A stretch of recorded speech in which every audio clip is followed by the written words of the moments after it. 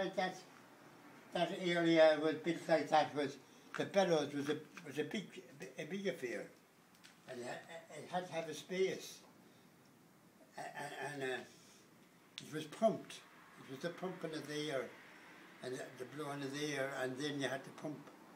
You know, as you pumped it, the air went out, and then as you let up again, you let in the air and pumped again. Yeah.